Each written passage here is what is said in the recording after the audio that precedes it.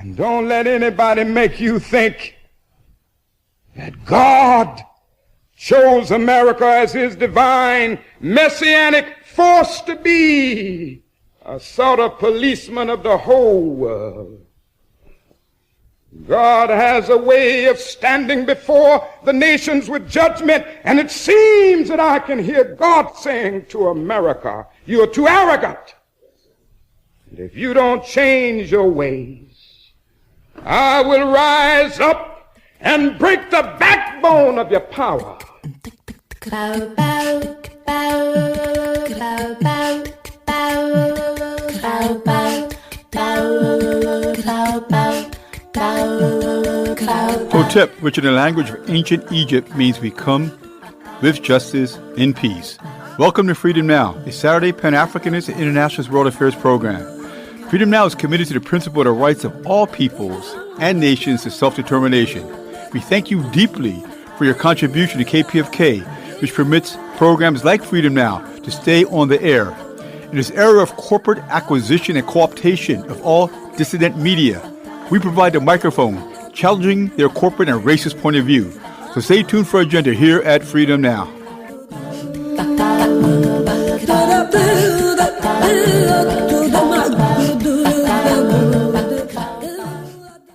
Fellas, I'm ready to get up and do my thing. I want to get into it, man, you know.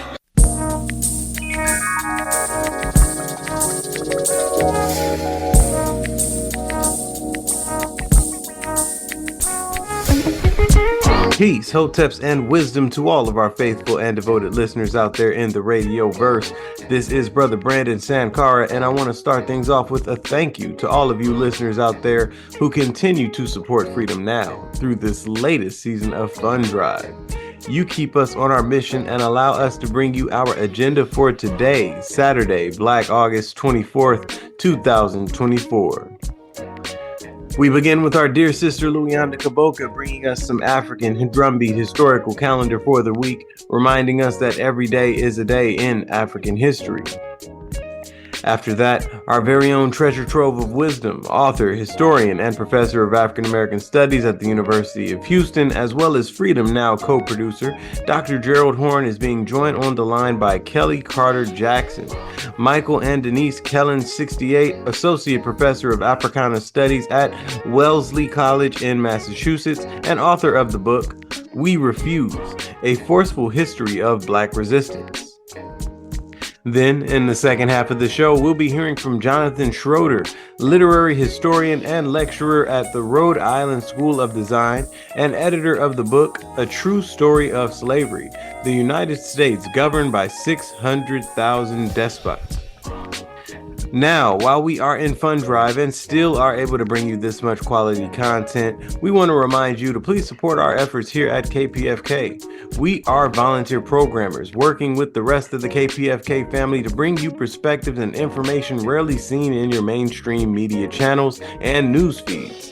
KPFK is 65 years in the business of providing a platform for the lesser heard and much needed voices, and we need you to help keep this legacy alive. Pick up the phone and dial 818-985-KPFK. That's 818-985-5735. And while you do that, Dr. Horne, tell the people a little about what they can bring home today as a thank you for their support. Pledge a mere $100 and receive as a thank you gift the latest book from Gerald Horne, hot off the presses, Armed Struggle, with a question mark, Panthers and Communists, Black Nationalists and Liberals in Southern California through the 60s and 70s. Read about the distinctions drawn between and amongst armed propaganda, armed self-defense, and armed struggle. Read the first detailed analysis of the shootout at the UCLA campus in January 1969, leaving 2 Panthers dead. Read the first detailed analysis of the LAPD attack on Panther headquarters in December 1969. Read the first detailed analysis of the August 1970 shootout at the Marin County Courthouse, featuring Pasadena teenager Jonathan Jackson in an alleged attempt to free his elder brother, George Jackson, and read of the role of the recently deceased political prisoner, Ruchell Magee. Read the first detailed analysis of the attempt at UCLA to fire Professor Angela Davis because of her membership in the U.S. Communist Party and her subsequent trial when she was charged with murder, conspiracy, and kidnapping during the aforementioned county courthouse shootout. Read the first detailed analysis of the Panthers' embassy abroad in Algeria, led by Eldridge Cleaver of Pasadena and Watts, in their attempt to build global solidarity for the Black liberation struggle. Read of the Panthers' solidarity delegations to the nation then known as the People's Republic of the Congo in Brazzaville, and of the Panthers' exile in socialist Cuba. Read of the connections between Hollywood communists and progressives, such as screenwriter Dalton Trumbo, actor Jane Fonda, actor Gene Seberg, screenwriter Donald Freed, basketball star Bill Walton, and producer Bert Schneider, and their support for the Panthers. Read of the severe repression visited upon radical and left-wing forces, which set the stage for the rise of paramilitary forces, often depicted as gangs, and the concomitant rise of the drug epidemic, especially crack cocaine. Read the first detailed analysis of the NAACP chapter in LA, especially the Beverly Hills Hollywood branch, which was a cash cow for the national organization, not least because of the contributions from celebrities like Sammy Davis Jr. Read of the roots of Kwanzaa, the nationally celebrated Black American holiday. Above all, understand why historically Southern California has been in the vanguard of radicalism and revolutionary upsurges, and how that spirit has yet to be squashed. Again, pledge a mere $100 and receive a signed copy of the latest book by Gerald Horne, Armed Struggle, with a question mark, Panthers and Communists, Black Nationalists and Liberals in Southern California through the 60s and 70s. So pick up the phone and dial 818-985-KPFK. That's 818-985-5735. Call today and support the station that you know and love. Now, of course, I'm going to be on the ones and twos as we pour this knowledge, making sure your mental cup runneth over with revolutionary wisdom, right here to quench your mental thirst on Freedom Now, KPFK 90.7 FM in Los Angeles, and kpfk.org, streaming live on the web. To make sure that we stay on a smooth ride with that cultural vibe you know and love, we'll be enjoying a musical bottom featuring Bobby Ross Avila, Young Holt Unlimited, Larry Douglas, George Shearing, Pharaoh Sanders, and Comrade Herrick. Now, people, get ready for this train to come and taking you one step closer to mental liberation, and stay tuned for that beat of the historical drum, followed by an interview with Dr. Gerald Horne and Professor Kellie Carter Jackson.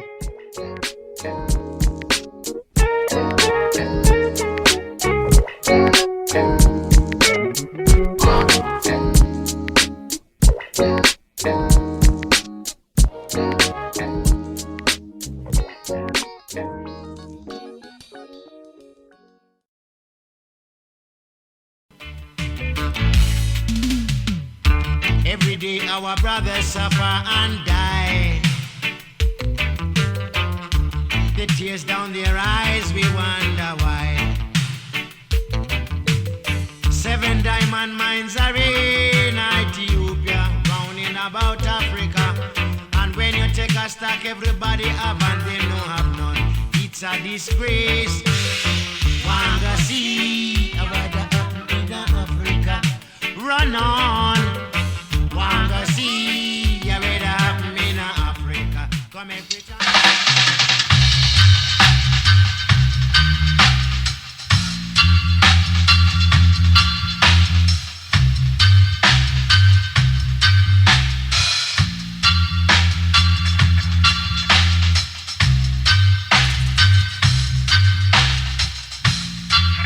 Molweni Ekaya. This is Sister Luyanda Koboka with Freedom Now's African Drumbeat Historical Calendar, designed to provide you with our story of struggle for a global society based on democratic redistribution of economic power and justice. August 22nd, 1791. The Haitian Revolution begins, leading to the emancipation of the Africans of Haiti and the first Black Republic in the Western Hemisphere. August 22nd, 1843. Henry Highland Garnett, a Back to Africa leader, calls for a general slave strike and the violent overthrow of slavery and the slave-tocracy of the United States government. August 23rd, 1976. Over 200,000 African workers go on a national strike in solidarity with the student youth-led Soweto uprising, increasing the militant resistance to European settler colonialism in South Africa. August 24th, 1831.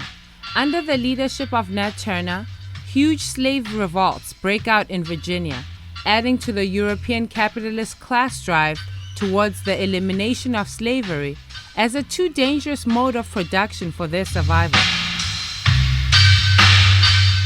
August 25th, 1978.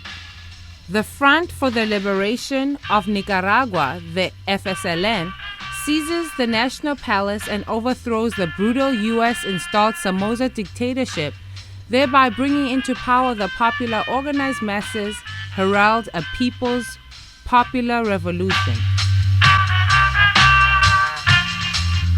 August 25th, 1640. Linga, an African sister warrior, clad in animal skins and carrying an axe, bow and arrows, and a sword, led the Congo people to defeat the Portuguese invaders. With one swing, she cut off the heads of the colonizers. In 1580, Portuguese historians reported of an African confederacy in Monomatapa that had armies of women. August 26, 1966. Namibia Day is celebrated. Namibia, formerly Southwest Africa, a German colony, moves from peaceful protest and petition for freedom to armed struggle under the leadership of Sem Jumo, signifying the bankruptcy of appealing to the consciousness of the Nazi colonial masters. August 26, 1733. Nanny, legendary chief sorceress and woman leader of the Jamaican Windward Maroon rebels, whose successful assaults against the British slaveocracy gave her mythical adoration among the African masses. She was the sister of Cujo, a Maroon leader whose daring military actions made her the most distinguished of all Maroon leaders. August 27th, 1963. Dr. King leads the famous March on Washington for Jobs, Peace, and Freedom. August 27th, 1963. Dr. W.E.B. Du Bois, famed Pan-Africanist, dies in Ghana.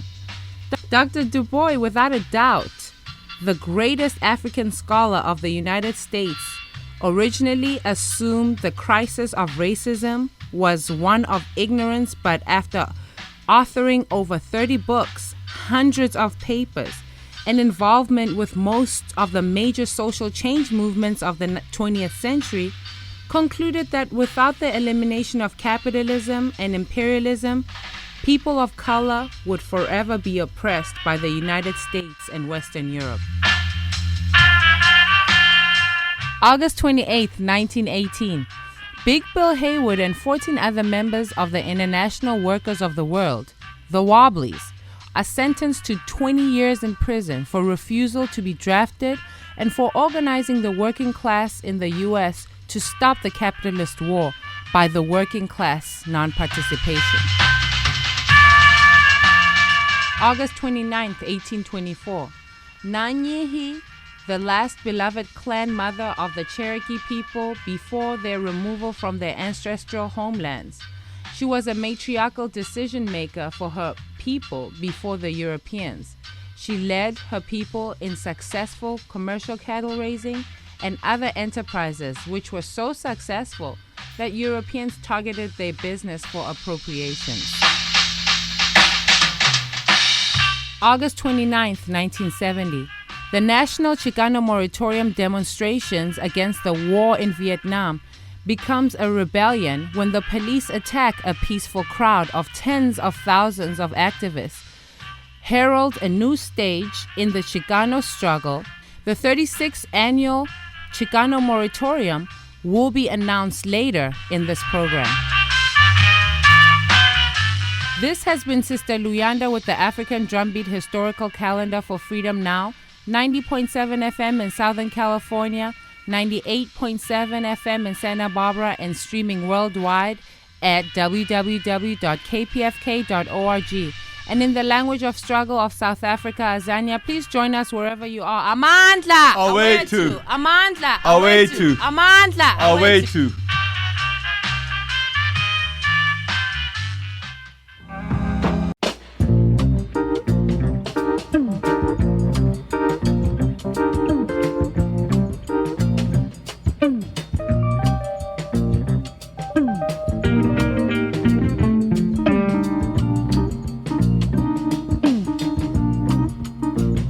For KPFK Pacifica Radio, this is Gerald Horne, and with me on the line is Kellie Carter Jackson, Michael and Denise Kellen, 68, Associate Professor of Africana Studies at Wellesley College in Massachusetts, and author of the book, We Refuse, A Forceful History of Black Resistance.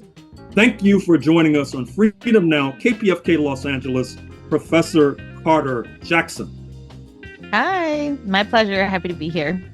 And we're happy to have you. So why did you write this book, We Refuse? I wrote this book because I was mad. I was really mad. I was sitting through the summer of 2020, known as sort of the summer of racial reckoning, and I just felt like everything that was happening was not a solution, was not sort of the path forward, and I was just frustrated. And Audre Lorde talks about how anger can be useful and how anger is information, and that anger can be powerful. And so I took pen to paper, started to write. At first it was an op-ed, and then after the op-ed came out, it kind of went viral, and people asked me, is this a book? And I said, Not, hadn't quite thought of it as a book at that moment, but very quickly, yeah, it became one, and this is the result. So is there a gender component to Black resistance over the decades and centuries? Oh, absolutely. I mean, I think in some ways you might say that resistance is not gendered at all, that anybody can sort of participate in their own resistance to white supremacy. But when I think of the story through the lens of the Black experience, I put women at the center of resistance. I think women are both sort of the architects of resistance and the foot soldiers of resistance, that they are always on the front lines. There's a reason there's a Black woman on the cover of my book. A lot of these stories tell the stories of Black women that are fighting back and that are actively refusing their own, their oppression. And so for me, it's important to see that, because I think when we think about violence has a very sort of masculine framework to it. We think of men with guns, we think of men and their big muscles or whatever it is. But oftentimes it's women who are engaged in that work. And so I really wanted to call that out and to say that no, resistance is not necessarily gendered, but if we're going to talk about resistance, we have to put women at the forefront of it. Talk to us more about the role of violence. And in that context, I detect in your pages a reevaluation of the hegemony of nonviolence as it's portrayed in the historiography. Is that a fair perception? Yeah, I think that is a fair perception. You know, I got frustrated talking about nonviolence with my first book, Force and Freedom. I wrote about Black abolitionists and the politics of violence. And I don't think we give violence necessarily enough credit for its utility and its ability to accomplish purpose. I think oftentimes when we think of violence, we're only thinking of it in terms of something harmful, something terrible. But a lot of times Black people are up against a rock and a hard place. And by removing violence or force or defense off the table, you cripple people, you handicap them.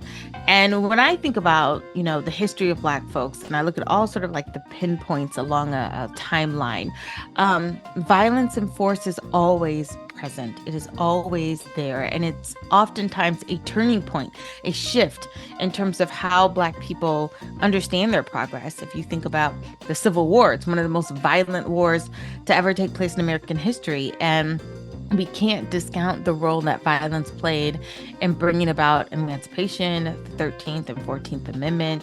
Violence has a role to play. And I think instead of shying away from it, it's important to sort of tease it out and understand how it works, why it's used, when it's used, and what is its efficacy.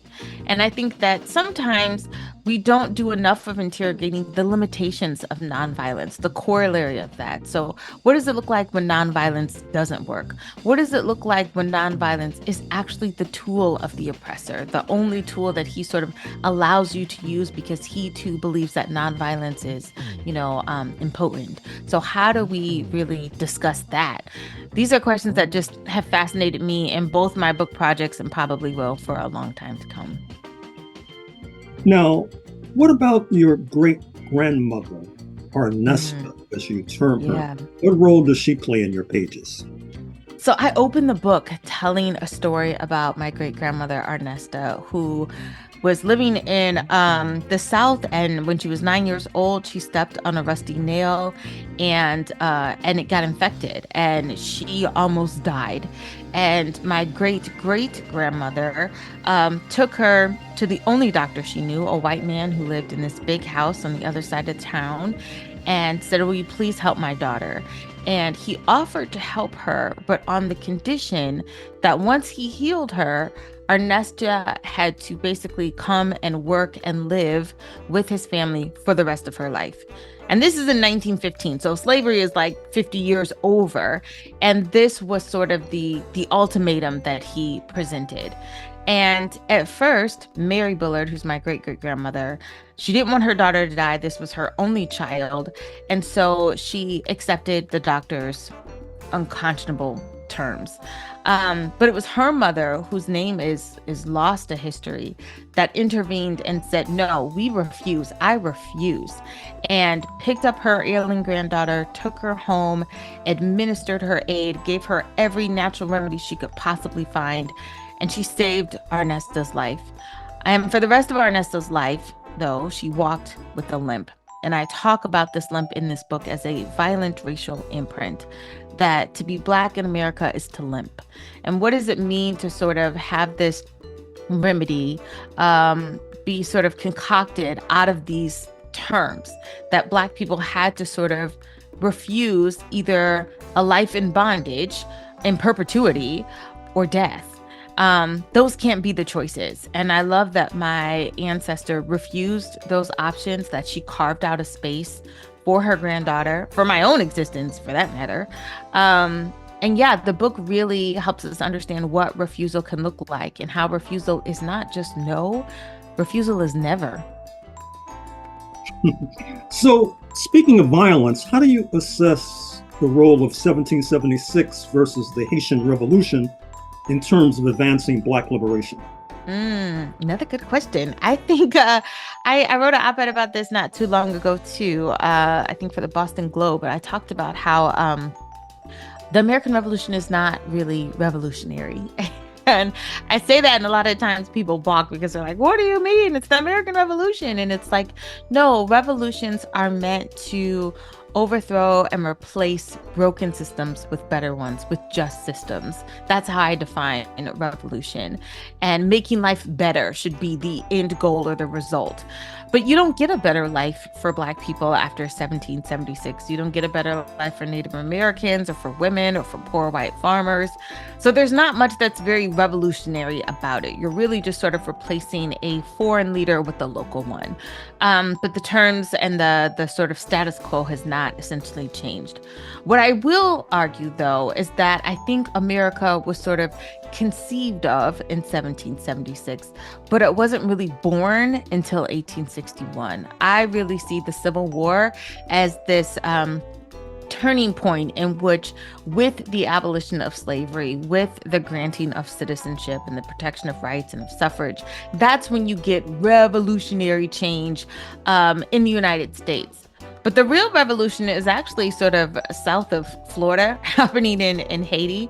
The Haitian Revolution set out to not just sever ties from France, but to really overthrow a horrific institution of slavery and to create a base for equality and citizenship and rights. And that ought to be our model when we think about what revolution means, especially to those who are oppressed. You also, in your pages, Professor Carter Jackson, talk about the film Burn, starring Marlon Brando, as one of your favorite films. Why do you say that? I love that film. It's so good. I mean, there's some stuff that's problematic about it. I mean, I teach it, so I have a critique of it as well. But I love the film because it's about this mythical island named Quemada. They don't call it Jamaica or Haiti or whatever. They make up the name of the island. And Marlon Brando comes as like this hired hand, this mercenary that's going to start this slave rebellion so that he can take the island out from the Portuguese and claim it for the British and sort of accomplish his own really, goals of empire and domination. And he picks this slave named Jose Dolores, who he believes will be the perfect rebel leader to kick off this slave rebellion so that the Portuguese can get kicked out. And what happens is this slave rebellion snowballs into a whole-on revolution. And Jose Dolores is no longer going to be a pawn used by the British to kick out the Portuguese, but he's taking over the island of Quemada, and he's on his own mission to free the enslaved and to start a new republic. And it goes through all of the phases of the moment you go from the rebellion to the revolution, but also thinking about like the nation and how do you make a nation? How do you build a republic, and how difficult it is to do that, and how hard it is to stop the people once they've been empowered. And it is such a powerful film. There's so many good lines in there. Like one of my favorite lines is Jose Dolores, who's the rebel leader. He says, "It is better to know where to go and not know how than how to go and not know where." And I think that line to me just represents so much of the Black struggle. I think Black people have always known where to go. We are going toward freedom, toward liberation. That's the goal. But how we get there, we haven't quite decided or come up with a plan of what's the best sort of roadmap or strategy to get there. And I think in the converse, for white people, they don't really know where they're going. They only know destruction and domination. That's their path, marching towards domination and destruction. And you have to ask yourself, like, to what end? Where are you going? What happens when there's genocide? What happens when everyone that you've exploited is no longer here? Now what? So these are really, I think, profound questions that we ought to all grapple with. Speaking of grappling, what's next on the research agenda of Professor Carter Jackson? So this book, the book we refused, was not even supposed to happen. Like I told you, it was the op-ed that became this thing. I had started writing in 2020 on a person that's sort of unknown, at least in the United States. His name is Joseph LaRoche, and he is known as the only Black passenger on the Titanic. And I really wanted to tell his story and the story of his descendants and how we think of, the obsession that we have with the Titanic. But when 2020 hit, it was the pandemic. I couldn't go abroad. I couldn't go anywhere. I couldn't do any of this research. And so Read a Few sort of became the placeholder for that book. But now I'm really excited because I'm back researching this book again. And it's so much more I'm finding about, it's more than just looking at, look, a Black person on a boat or a Black person on the Titanic. It's how do we think about the Titanic and why do we think about it as much as we do? And how has the Titanic become sort of a metaphor for white supremacy, and our inability to relinquish the Titanic is because of our inability to relinquish the idea of whiteness as supreme. And so we come back to this again and again because the ship that wasn't supposed to ever sink is a lot of what white supremacy is, a ship that's not supposed to sink. And so what do we do when we think about race, and how does race complicate this story, this narrative? Not the fact that just Joseph is on there, but there are Chinese people on the boat, there are Japanese people on the boat, there are Portuguese people on the boat, there's Jews, there's all of this sort of like mixing of nations and ethnicities. And when we talk about the ship, we never talk about race, only class. And I think that's the linchpin of the Titanic. It's whiteness and wealth. And so I really want to write this book to sort of tease out our obsession with these ideas. Well, we look forward to that book, Professor Carter Jackson, teacher, professor at Wellesley College in Massachusetts, author of the book, We Refuse, A Forceful History of Black Resistance. Thank you for joining us on Freedom Now, KPFK, Los Angeles. Thank you.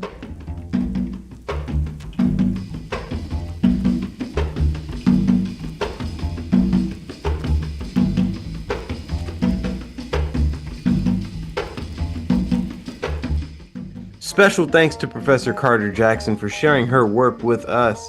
Where else can you get such quality content, context, and historical perspective other than Freedom Now? So Dr. Horne, talk to the people more about what they can take home for supporting the station today. Pledge a mere $100 and receive as a thank you gift the latest book from Gerald Horne, hot off the presses, Armed Struggle, with a question mark. Panthers and Communists, Black Nationalists and Liberals in Southern California through the 60s and 70s. Read about the distinctions drawn between and amongst armed propaganda, armed self-defense, and armed struggle. Read the first detailed analysis of the shootout at the UCLA campus in January 1969, leaving 2 Panthers dead. Read the first detailed analysis of the LAPD attack on Panther headquarters in December 1969. Read the first detailed analysis of the August 1970 shootout at the Marin County Courthouse, featuring Pasadena teenager Jonathan Jackson in an alleged attempt to free his elder brother, George Jackson, and read of the role of the recently deceased political prisoner, Ruchell Magee. Read the first detailed analysis of the attempt at UCLA to fire Professor Angela Davis because of her membership in the U.S. Communist Party and her subsequent trial when she was charged with murder, conspiracy, and kidnapping during the aforementioned county courthouse shootout. Read the first detailed analysis of the Panthers' embassy abroad in Algeria, led by Eldridge Cleaver of Pasadena and Watts, in their attempt to build global solidarity for the Black liberation struggle. Read of the Panthers' solidarity delegations to the nation then known as the People's Republic of the Congo in Brazzaville, and of the Panthers' exile in socialist Cuba. Read of the connections between Hollywood communists and progressives, such as screenwriter Dalton Trumbo, actor Jane Fonda, actor Gene Seberg, screenwriter Donald Freed, basketball star Bill Walton, and producer Bert Schneider, and their support for the Panthers. Read of the severe repression visited upon radical and left-wing forces, which set the stage for the rise of paramilitary forces, often depicted as gangs, and the concomitant rise of the drug epidemic, especially crack cocaine. Read the first detailed analysis of the NAACP chapter in LA, especially the Beverly Hills Hollywood branch, which was a cash cow for the national organization, not least because of the contributions from celebrities like Sammy Davis Jr. Read of the roots of Kwanzaa, the nationally celebrated Black American holiday. Above all, understand why historically Southern California has been in the vanguard of radicalism and revolutionary upsurges, and how that spirit has yet to be squashed. Again, pledge a mere $100 and receive a signed copy of the latest book by Gerald Horne, Armed Struggle, with a question mark, Panthers and Communists, Black Nationalists and Liberals in Southern California through the 60s and 70s. So pick up the phone and dial 818-985-KPFK. Again, that's 818-985-5735. Or go online to kpfk.org to donate right now and make your support for the show and the station felt. Now, getting right back into it, we're going to send you back to Dr. Horne, who's now being joined by Jonathan Schroeder. Take it away, Dr. Horne.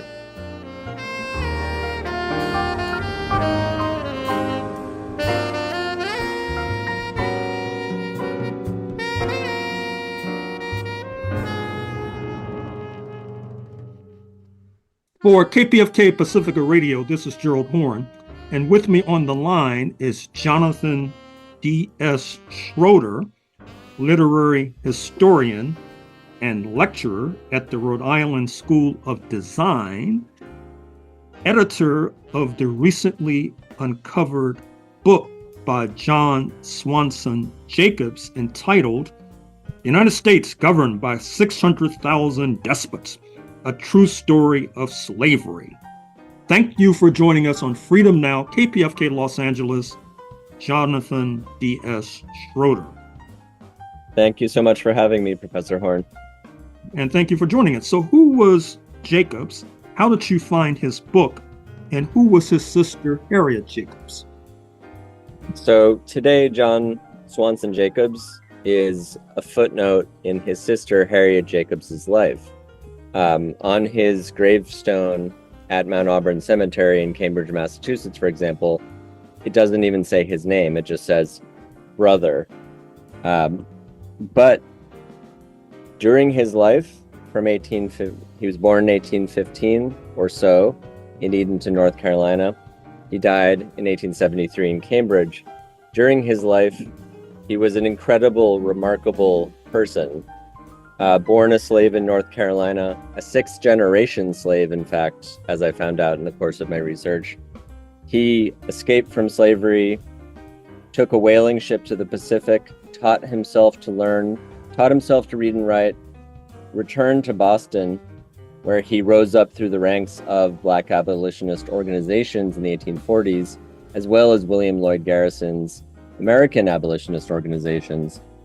And he then moved to Rochester, New York, and developed a new, more unapologetic, more autonomous style of abolition in conjunction with his friend and colleague, Frederick Douglass. And that's before he left the United States to start a series of other lives altogether. Like many Black Americans, he left the United States after the passage of the Second Fugitive Slave Act in 1850. And in his case, rather than go to Canada or the UK, he set sail for first California, which was not yet a state and had not passed the heinous law. And then when it did become a state and passed an especially vicious version of the law, he set sail with his nephew for Australia. And it was in Australia that he published a remarkable autobiography that, until I accidentally discovered it in 2016, had been lost for over 160 years. that narrative is remarkable in ways we can talk about. It is the product of a remarkable person who was both an abolitionist once he left the U.S., as well as a sailor, as well as a gold miner, as well as many other things.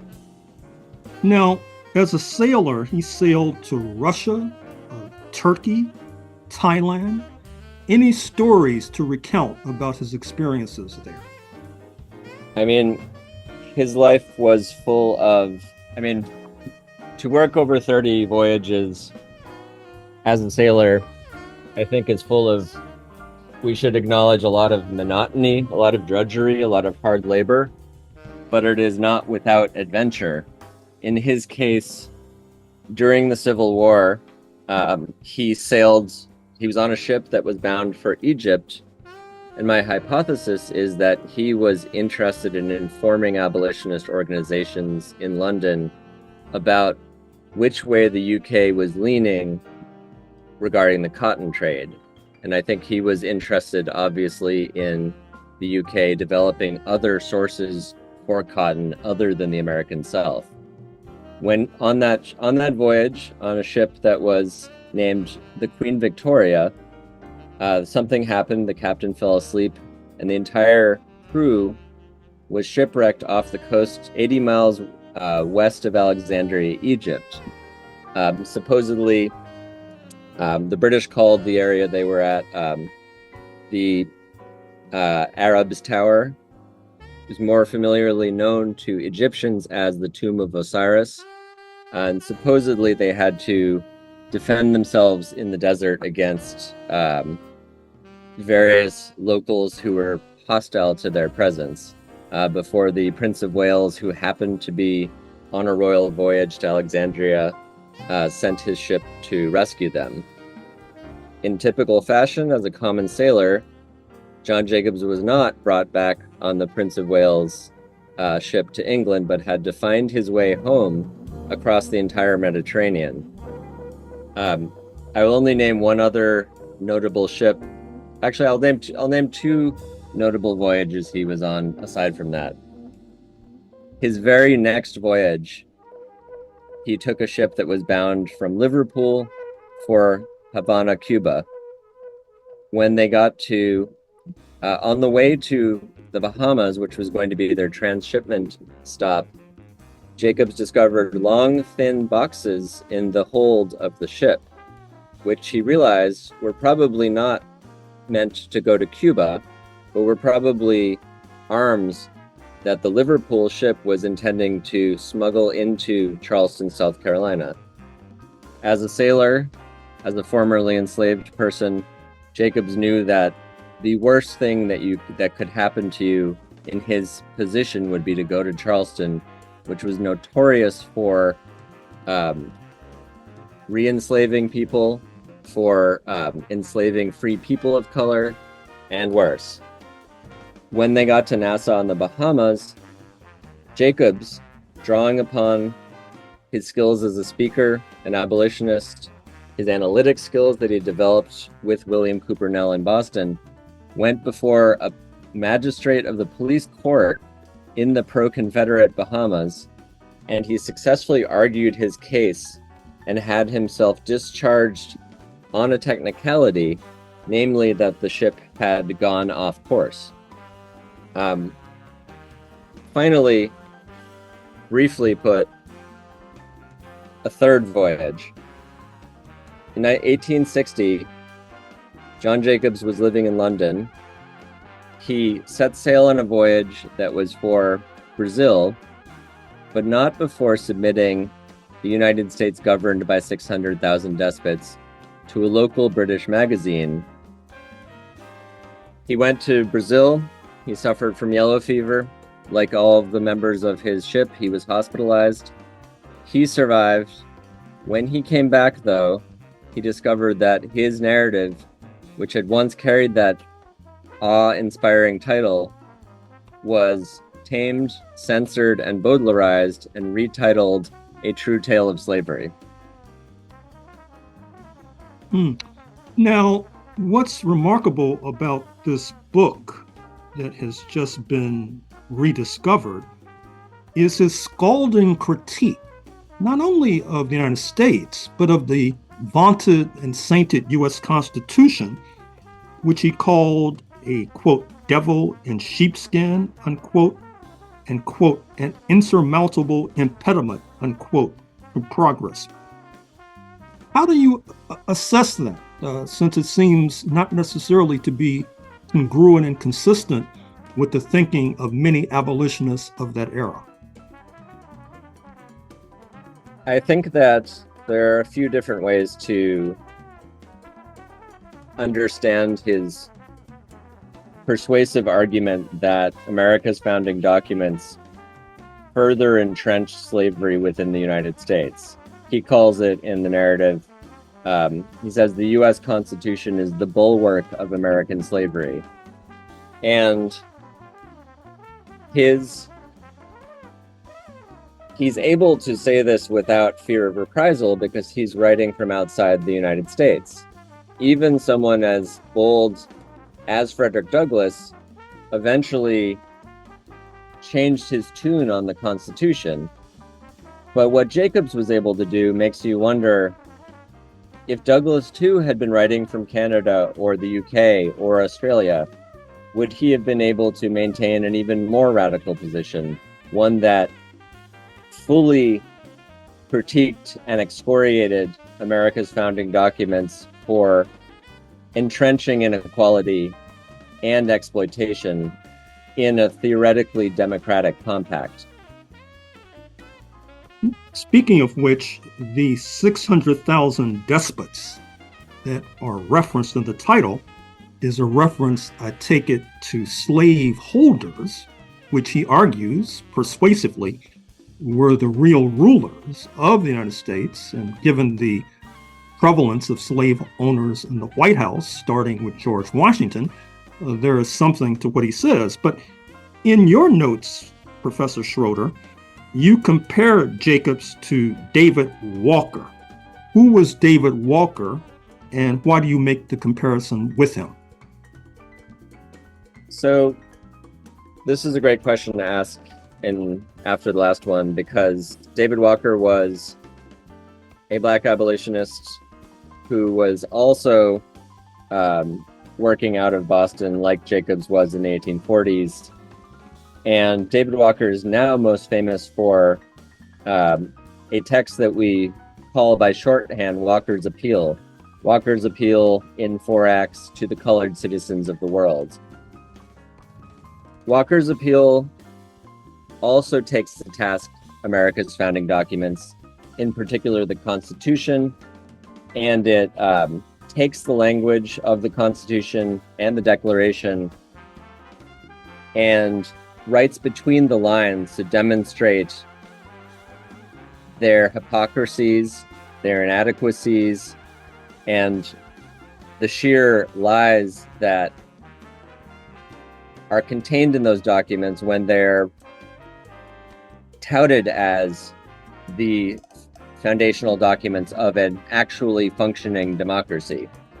The difference between Jacobs and Walker, though, is that Walker's narrative, when it was published within the US, was considered so incendiary that when sailors were found with the documents sewn into the linings of their coats, they were hanged. We can imagine that something similar would have happened to those who had the United States governed by 600,000 despots in their possession. But what is incredible about Jacobs' narrative is that it never made it to the US during its own day. And in fact, as far as I know, has never made it to the US until a couple of months ago.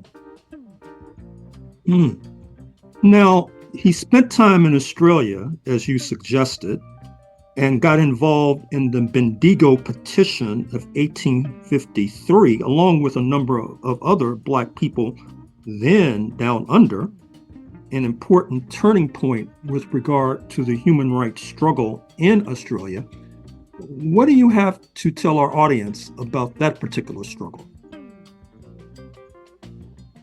It's really interesting to imagine John Jacobs in Australia, because it's basically to imagine the kind of system or hierarchy of inequality, to imagine a John Jacobs moving from America to a country with a different racial caste system, and to think about how that must have affected him. So when he arrives in Australia, this is both the beginning of a period of agitation by miners for rights and for the rights of citizenship, and for, similar to the Tea Party, they didn't want to be fined. They didn't want to be taxed by the colonial officials. But John Jacobs also found that Australian governors were seeking to pass legislation to exclude the Chinese workers who were coming into the country to work in the mines alongside other miners. He also found and discovered the tremendous violence that was visited upon Aboriginal peoples in Australia. And while there are not many detailed records of this early period in Australian history, so that there's no conclusive evidence, this experience, the 4 to 5 years he spent in Australia, must have profoundly impacted Jacobs.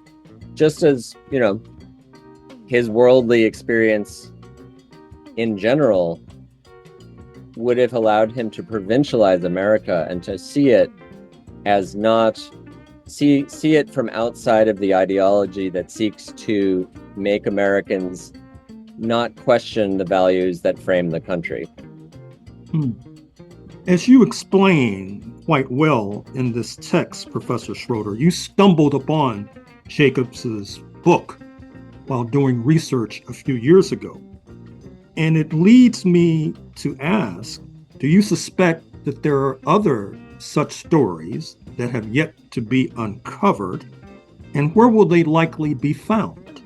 In Britain, in Hawaii, or elsewhere? I would say the answer is undoubtedly there are many more narratives by African ex-Americans to be found. I think that there are several reasons why they have not been found so far. I think the first reason is ideological. That's the lightning bolt of ideology right there. First reason is ideological. I think that historians in America traditionally have told a story about America that is dependent upon Black Americans waiting patiently to receive rights and to fit into a narrative of America as a country of expanding democratic franchise. If that is a discomforting or an uncomfortable narrative, that is because it does not give agency and decision-making to Black Americans. And we should think, why would a Black American not want to leave the US between 1850 and the Civil War? A period when every Northern Black American, whether a former slave or not, everyone's life was endangered. And according to Richard Blackett, up to 5% of Black Americans actually left the US for places like Canada, which is one place where I would expect to find more narratives. The UK, which I would definitely expect to find more narratives because I do not find that the British government offers enough funding to research its own Black history, and other places like Mexico, Australia, and in the case of someone like Henry Highland Garnett, Jamaica. Well, Professor Schroeder, who has recently uncovered the previously buried book by John Swanson Jacobs, speaking of the United States governed by 600,000 despots, a true story of slavery. Thank you for joining us on KPFK Los Angeles Freedom Now, Professor Schroeder. It was an honor to be here. Thank you.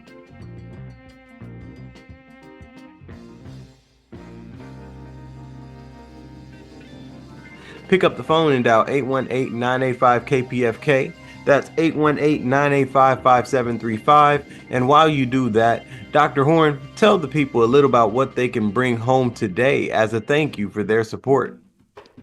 Pledge a mere $100 and receive as a thank you gift the latest book from Gerald Horne, hot off the presses, Armed Struggle, with a question mark, Panthers and Communists, Black Nationalists and Liberals in Southern California through the 60s and 70s.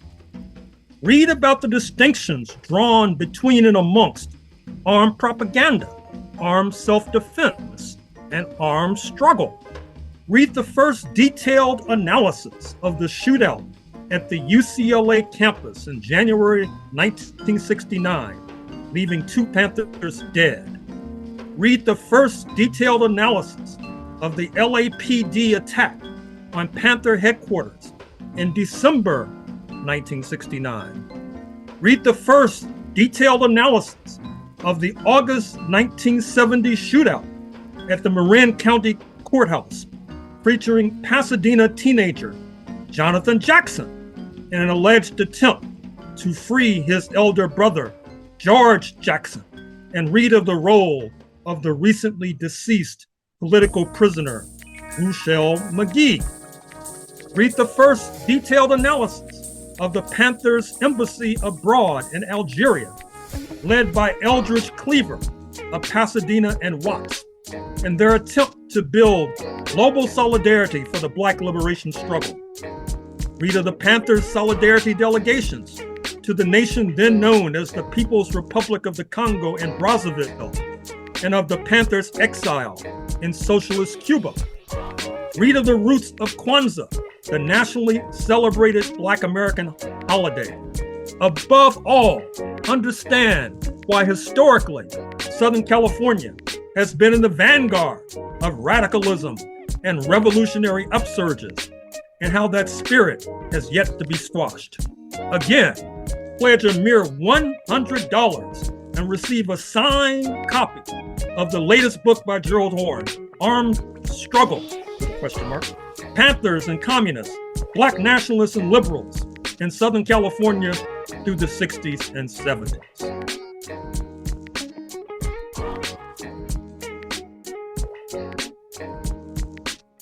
In closing, we'd like to thank our guests, starting with Professor Kellie Carter Jackson from Wellesley College in Massachusetts. Find a Black-owned bookstore near you today and get her book, We Refuse, A Forceful History of Black Resistance.